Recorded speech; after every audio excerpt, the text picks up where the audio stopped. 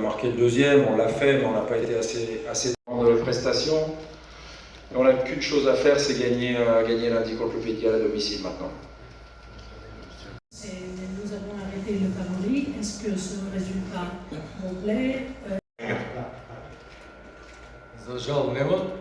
45 minutes, c'était pas le souci.